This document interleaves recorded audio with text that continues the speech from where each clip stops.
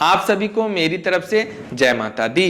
धार्मिक मान्यताओं के अनुसार अकाल मृत्यु से बचने के लिए, दुर्घटना से बचने के लिए, यानी एक्सीडेंट से बचने के लिए सभी लोग जो है यमराज को प्रसन्न करने के लिए, यानी यम देवता को प्रसन्न करने के लिए धनतेरस की रात्रि को यम दीप अपने द्वार पे लोग प्रज्वलित करते हैं, यानी जलाते हैं। तो इस बारे में मैं आपको बहुत ही रोचक बात बताने का प्रयास करूंगा जो आज से पहले आपने नहीं सुनी होगी।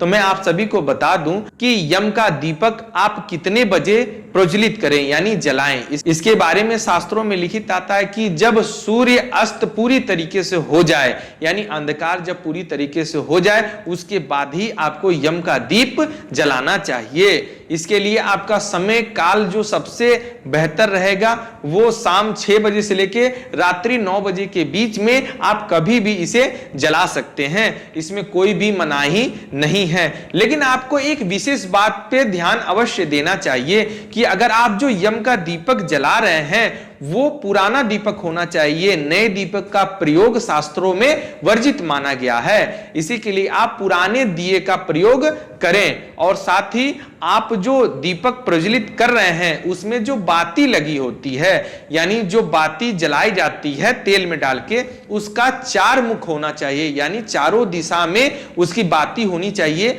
और 4 लौ उसमें जलनी चाहिए, यानी चौमुखा दीपक वो होना चाहिए। इस बात का आप विशेष ध्यान रखिएगा। कई लोगों को मैंने देखा है कि वो नॉर्मल जैसे दीपक जलाई जाती है एक बाती के साथ उसी तरीके से जला के रख देते हैं, लेकिन ऐसा नहीं करना चाहिए। अगर आप ऐसा कर भी रहे हो तो आपको एक बात का विशेष ध्यान रखना चाहिए कि जब आप एक बाती लगाए हैं तो उसका जो मुख है, यानी उसका जो लौ है, वो हमेशा दक्षिण दिशा की ओर होनी चाहिए। इस बात का विशेष ध्यान रखें। लेकिन शास्त्रों में चौमुखा दीपक जलाने की प्रथा बताई गई है। अगर आपको पुराना दिए ना मिले तो कई महिलाओं और कई माताओं को मैंने देखा है वो आटे को गूंथ के आटे का दिया बनाती है। कई जगह कई क्षेत्रों में ऐसा विधान है कि आटे का दिया बनाकर उसमें बाती लगा के लोग प्रज्वलित करते हैं दिए को।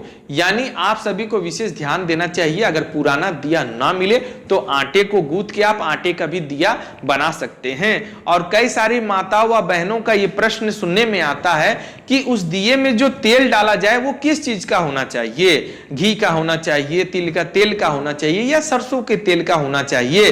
तो इस बारे में शास्त्रों में ये बातें लिखित आई हैं कि आपको सरसों का तेल का प्रयोग करना चाहिए। ये नहीं कि कई सारी माताओं बहनों क्या सोचती हैं कि शुद्ध होता है देसी गाय का घी, कभी कभी उसी को प्रज्वलित कर देती है यम के लिए, यम के दीपक के लिए। तो आपको ये गलती नहीं करनी है, आपको सरसों का तेल का ही प्रयोग करना है। इस बात को आप विशेष ध्यान रखिएगा। यम का दीप जलाने से पहले आपको भली भांति स्नान वगैरह कर लेना चाहिए और साथ ही आपको तामसी भोजन उस दिन तो कदापि नहीं करना चाहिए। शास्त्रों में किसी भी व्रत, त्योहार, पूर्णिमा, अमावस्या या तक कि अन्य कई सारे हिंदू रिवाजों में जो भी पर्व मनाए जाते हैं उन सारे दिनों में आपको निरामिष भोजन करना चाहिए, शुद्ध शाकाहारी भोजन करना चाहिए। उस दिन आपको तामसी भोजन से बचना चाहिए। तो इसी के लिए आप धनतेरस के दिन शुद्ध शाकाहारी भोजन घर भर करें। ये नहीं कि जो दीपक प्रज्वलित कर रहे हैं वही केवल शाकाहारी भोजन करें। आपको धनतेरस से लगाए दिवाली तक आपके पूरे परिवार को सात्विक भोजन ही करना चाहिए। मांस, मछली, मदिरा इत्यादि का सेवन आपको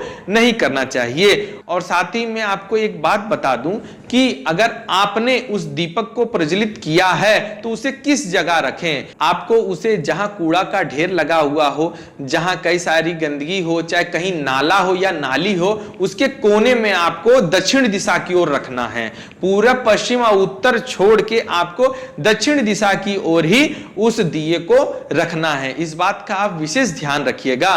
अकाल मृत्यु का भय सब किसी को होता है। संसार में रहने वाले हर मनुष्य को अकाल मृत्यु यानी मौत की चिंता हमेशा सताती रहती है।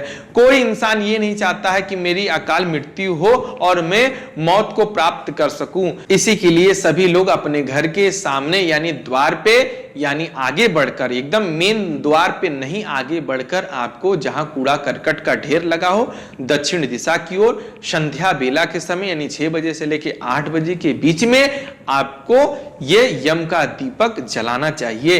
इस बात को आप विशेष ध्यान रखिएगा।